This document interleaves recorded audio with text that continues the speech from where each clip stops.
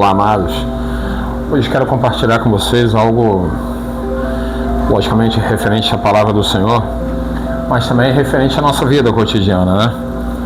Eu estava ainda há pouco aqui conversando com uma pessoa e no meio desse assunto, né, algo que era relevante para nós, foi falar sobre algo que aconteceu na minha vida muito recente, né, de uma forma muito recente, há pouco mais de um ano atrás, um ano e meio atrás, e pode ser relevante para a sua vida, né? Vivendo na presença do Senhor, estando na presença do Senhor, eu tive uma crise de ansiedade muito grande, né? E nós vivemos um momento em que várias notícias têm nos chegado referente a isso, né? Pessoas que têm sofrido com ansiedade, com depressão, né? E me fez lembrar isso agora conversando e quero compartilhar isso com vocês um pouco.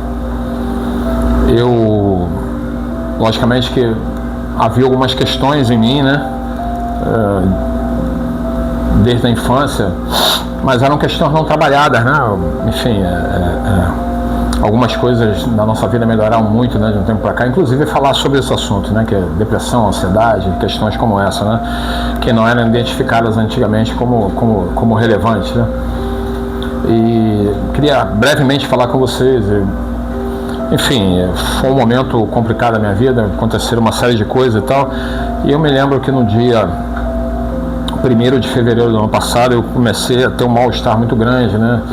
Eu já sofri um infarto, né? Já tive um infarto vai fazer 11 anos, e por conta da ansiedade eu tinha todos os sintomas de que eu estava tendo um novo infarto, né? Tinha todos os sintomas, e enfim, e ali fiquei muito mal. No dia 2, né, que é o dia seguinte, eu tive a crise total, né, de ansiedade, qual você realmente fica prostrado, né? Você fica refém de um sentimento.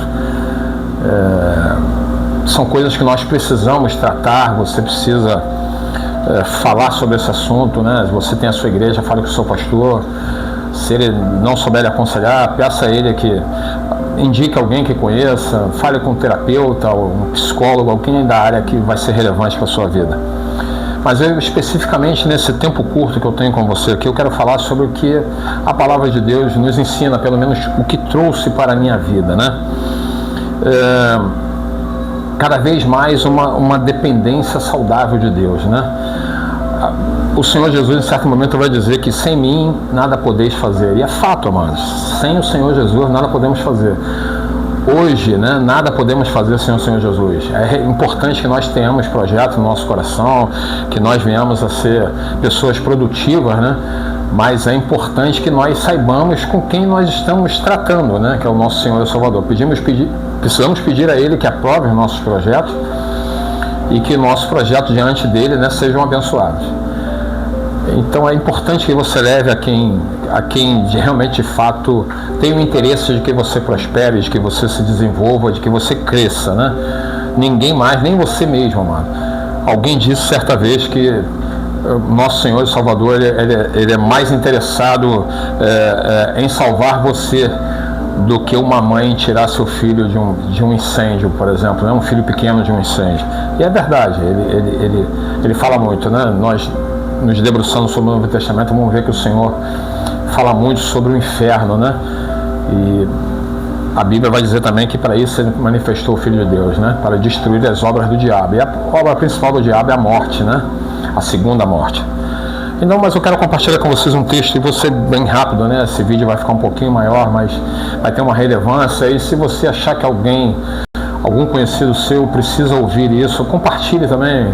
Eu não costumo pedir isso, mas compartilhe com alguém que você note que essa palavra pode ser relevante na vida dele. É importante que nós venhamos também acompanhar via palavra de Deus. E eu me lembro que o mais importante aqui para mim veio da palavra do Senhor, lá no Salmo 121, o verso 1 e o verso 2. Eu estava vendo aqui algumas traduções aqui agora, né? Salmo 121, versículo 1 e 2, algumas vai falar levanto, outras vai dizer ergo, né? Mas eu gosto dessa versão que vai dizer levo os meus olhos para os montes. De onde me virá o socorro? Essa pergunta não vem exatamente dessa forma como eu li aqui, né? Essa pergunta vem às vezes num tom de desespero para quem está numa crise, né? E eu me lembro que a minha oração era essa, né? Senhor, como eu vou sair daqui, né? Então leva meus olhos para o monte, de onde me virá o socorro, sabe, amados? E nós devemos ser sinceros com o Senhor, né?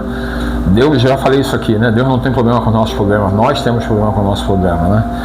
Mas aí na própria palavra do Senhor, aqui no verso 2, vai dizer: o meu socorro vem do Senhor, que fez o céu e a terra. Então, amados, fique com essa palavra no seu coração. Você tem sofrido com angústia, ansiedade, depressão, procure tratamento médico, sim, procure o pastor da sua igreja, mas busque em Deus verdadeiramente. Não estou dizendo que as outras coisas não sejam importantes. Eu fiz terapia também, eu procurei um profissional da área, né, um psiquiatra, falei com ele também. É importante, amados, sabe? Feio é ficar doente, é ficar em casa prostrado, parado uma vida inteira, né? Procurar um médico, um profissional da área não é feio. Mas também que você aplique a palavra do Senhor na sua vida, né? Levo meus olhos para os montes, de onde me virá o socorro. A resposta vem, o meu socorro vem do Senhor, que fez o céu e a terra, e Ele pode todas as coisas. Amém, amados? Fique com essa palavra no seu coração, que Deus te abençoe rica e abundantemente.